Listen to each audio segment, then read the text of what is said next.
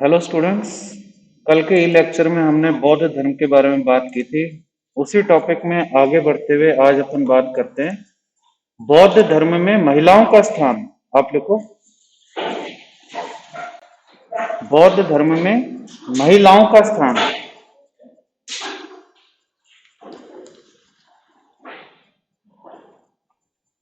मोक्ष प्राप्ति, मोक्ष प्राप्ति महिलाओं के लिए संभव थी। मोक्ष प्राप्ति महिलाओं के लिए संभव थी।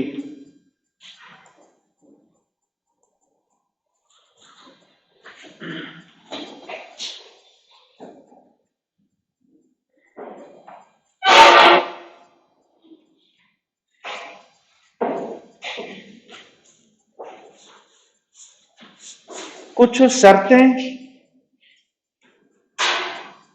महिलाओं के संघ में प्रवेश हेतु, कुछ शर्तें महिलाओं के संघ में प्रवेश हेतु रखी गई। जैसे जैसे गर्भवती महिला, कौमा, जैसे गर्भवती महिला,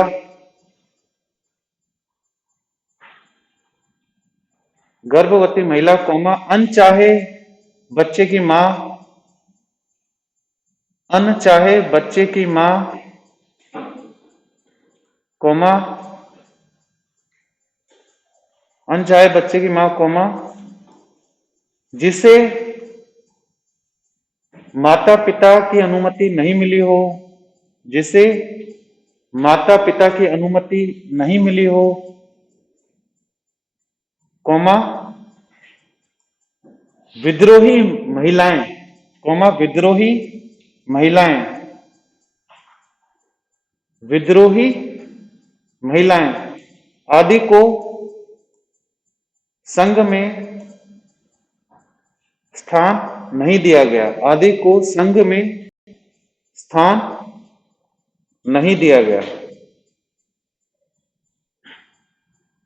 हमें कुछ शिक्षित बौद्ध भिक्षुणी, हमें कुछ शिक्षित बौद्ध भिक्षुणी के नाम मिलते हैं।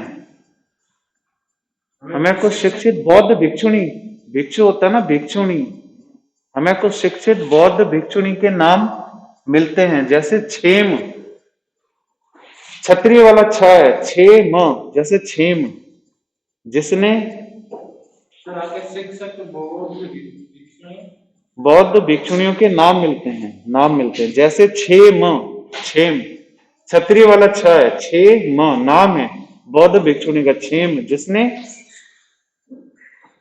राजा प्रसेनजित, राजा प्रसेनजित को प्रभावित किया, जिसने राजा प्रसेनजित को,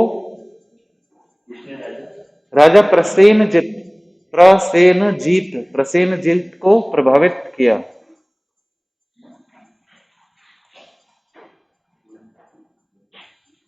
फिर आगे लिखो, इन भिक्षुणियों की कविताओं का संग्रह, इन भिक्षुणियों की कविताओं का संग्रह थेरी गाथा, भिक्षुणियों की कविताओं का संग्रह थेरी गाथा, थेरी गाथा में मिलता है। ये किताब का नाम है, थेरी गाथा में मिलता है। इसमें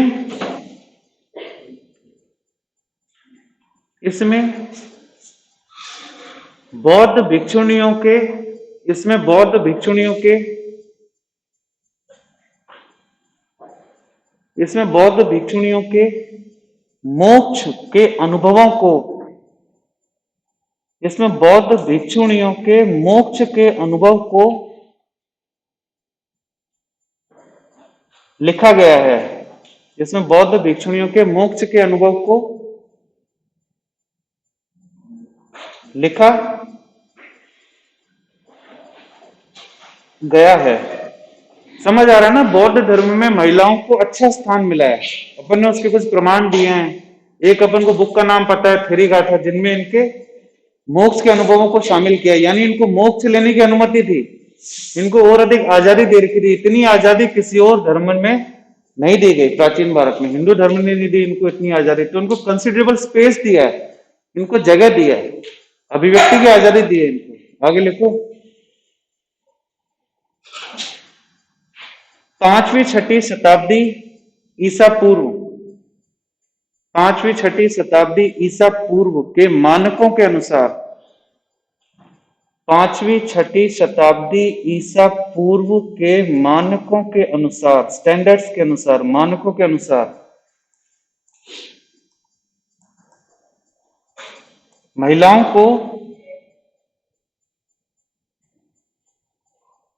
को काफी अच्छा स्थान दिया। महिलाओं को काफी अच्छा स्थान दिया। महिलाओं को काफी अच्छा स्थान दिया और अन्य ऐतिहासिक स्रोत की अपेक्षा, और अन्य ऐतिहासिक स्रोत की अपेक्षा बौद्ध स्रोतों में, अन्य ऐतिहासिक स्रोत की अपेक्षा बौद्ध ऐतिहासिक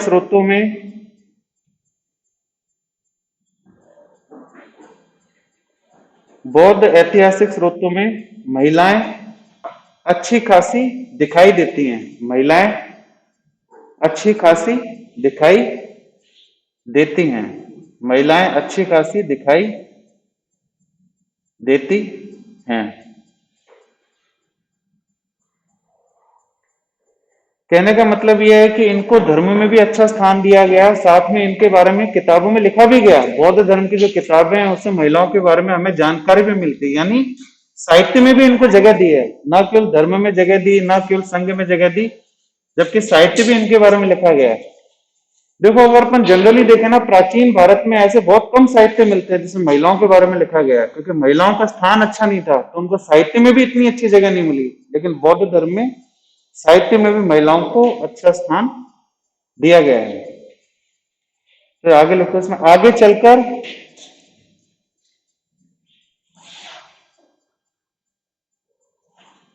पुरुष और महिला, आगे चलकर पुरुष और महिला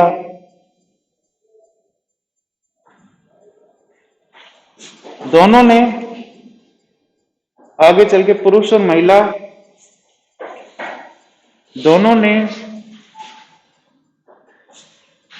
स्तूप विहार, स्तूप स्थापत्य कला का प्रमाण है। बौद्ध धर्म में स्तूप बनाए जाते हैं ना, आ जाओ। स्तूप और विहार आदि में बढ़ चढ़ के दान दिया।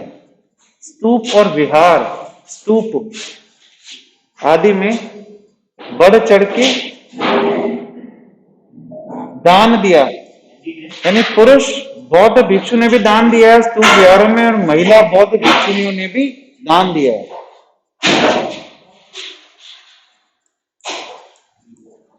अब इसके बाद आगे लिखो आप, किंतु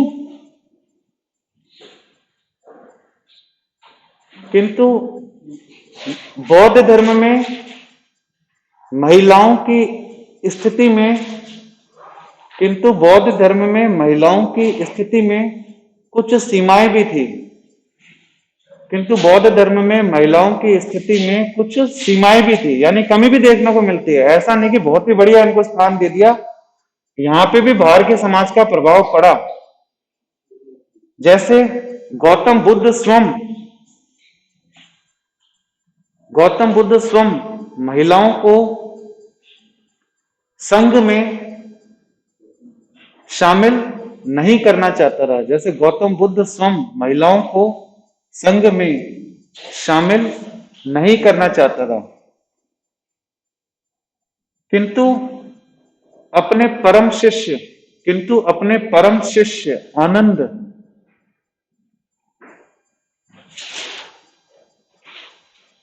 किंतु अपने परम शिष्य आनंद के कहने पर अपने परम शिष्य आनंद के कहने पर महिलाओं को संघ में स्थान दिया, महिलाओं को संघ में स्थान दिया। फिर इसे मैं आगे लिखूं, महिलाओं के संबंध में नजरिया, महिलाओं के संबंध में नजरिया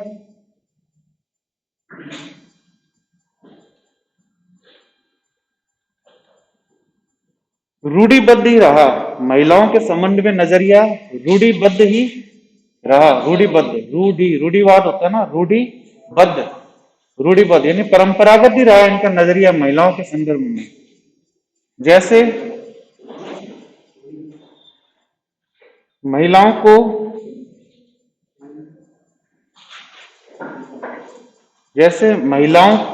का आज्ञाकारी होना, महिलाओं का आज्ञाकारी होना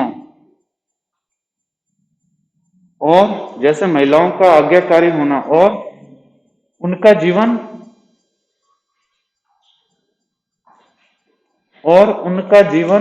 उनके पुत्र और पति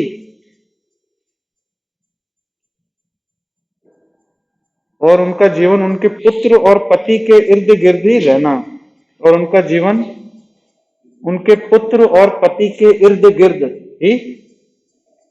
रहना, फिर जो आपका छूट जाए ना क्लास के बाद मुझसे बात कर लेना, ठीक है? नहीं तो आसपास वालों से पूछ लेना जो आपका छूट जाता है, तो किसी और ने लिखा होगा उससे आप देख लेना। मैं वैसे 3-3 4-4 बार रिपीट कर रहा हूं। महिलाओं को संघ में प्रलोभन देने वाली समझा गया। महिलाओं को संघ में प्रलोभन देने वाली समझा गया। महिलाओं को संघ में प्रलोभन देने वाली समझा गया और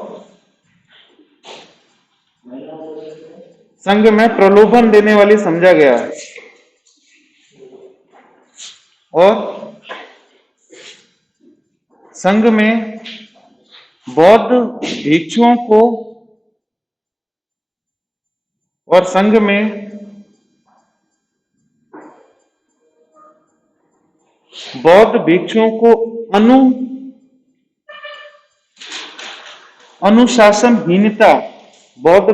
को अनुशासनहीनता में झोंकने वाला समझा गया।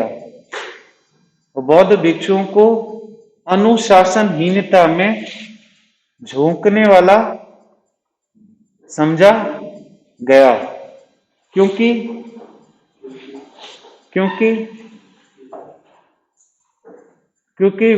बौद्ध भिक्षुओं को ब्रह्मचर्य का पालन करना होता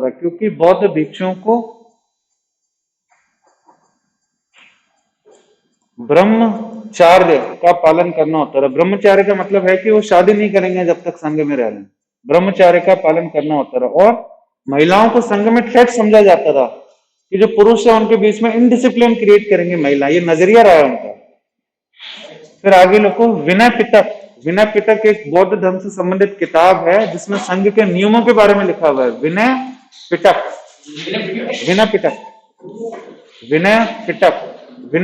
में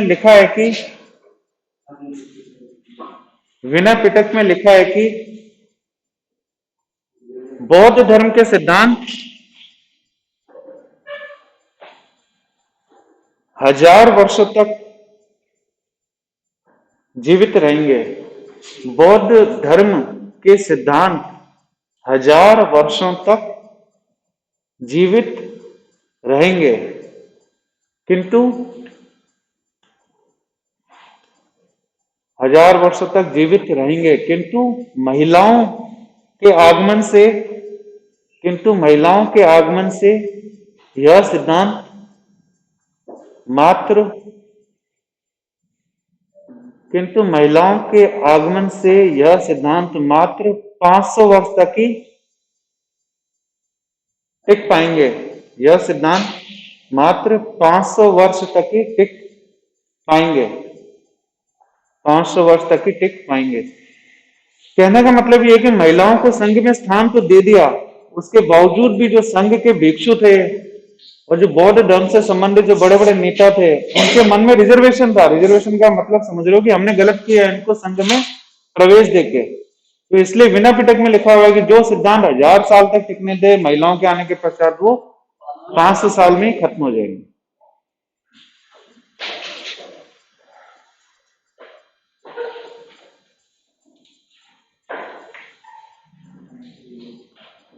और एक अंत में एक और लाइन लिख लो, पुरुष भिक्षुओं के साथ महिलाओं का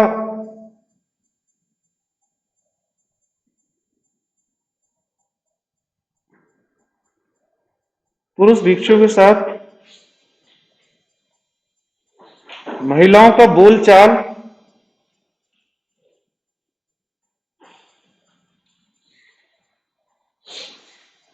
पुरुष भिक्षुओं के साथ महिलाओं का बोलचाल नियंत्रित किया जाता था।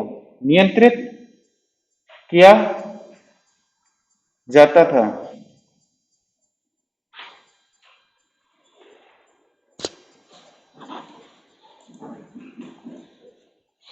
इसी के साथ ही हम ये अपना ई लेक्चर यहीं पे समाप्त करते हैं। मुझसे जुड़ने के लिए आप लोगों का बहुत बहुत